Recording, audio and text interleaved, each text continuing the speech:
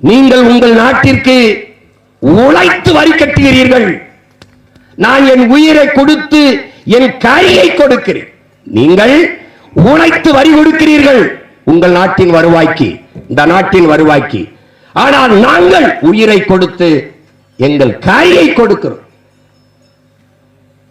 2021-22 24,000 கோடி மாட்டுக்கறி ஏற்றுமதி இந்தியாவின் வருமானம்.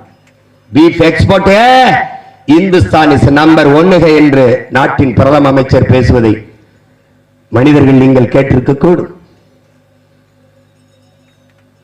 22-23 28,000 கோடி,